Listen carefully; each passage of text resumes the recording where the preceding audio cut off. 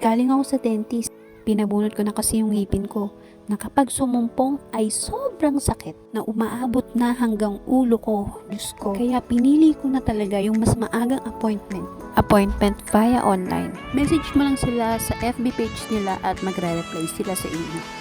After I got, dumiretso kami sa SM City of Santa Rosa. And yes, kasama ko ang mama ko para to pa rin ang gustong-gusto niyang mapanood, ang pelikula ng mag-asawa Dingdong Dantes at Marian Rivera Dantes.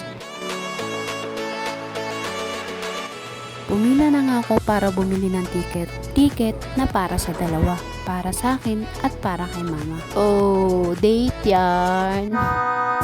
Oo na, huwag nyo na sabihin. Alam ko na yun. Nakakuha na ako ng ticket. At sabi ng cashier, alas 5 pa ang showing nito.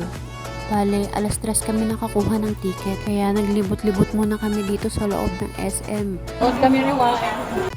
Halata naman siguro na may kagat-kagat pa nga akong bulak sa loob ng bibig ko. Bumaba muna kami para maghanap-hanap ng something cold. Kasi sabi nila na after mo nga daw magpabunot, ikain mo daw ng malalamig. Number 1 ang ice cream. Picture ako kay Marian. Ayun, nakita ko si Mary ng rewind.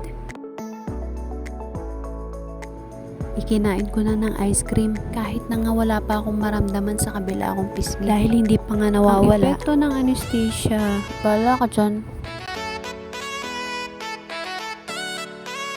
Dito kami sa loob ng supermarket kumain. Ice cream lang ang sinadya namin dito. At nagkwentuhan na rin. Nagpalipas lang din naman kami ng ilang oras. Marami kayong pwedeng pagpilian dito sa loob ng supermarket na pwede nyo kainin. Parang mini food court siya.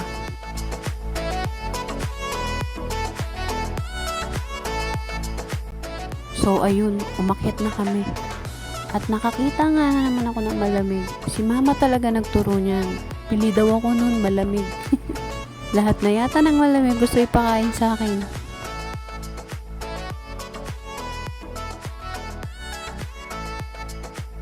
Di naman kami masyado nagpakabusog. Yung sakto lang na malaman na 3 hours din ang itatagal namin sa loob ng sinihan. Kaya kumain muna kami. At dito nga kami napadpad sa Turks. Favorite kasi ito ni mama.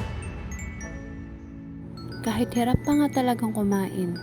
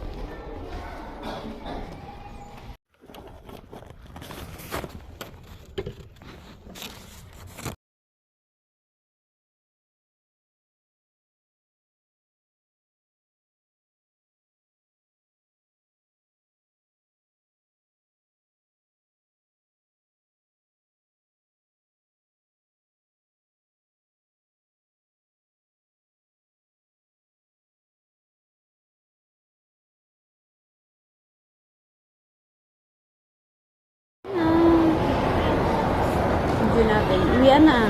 Kababa na. Ihi ako din.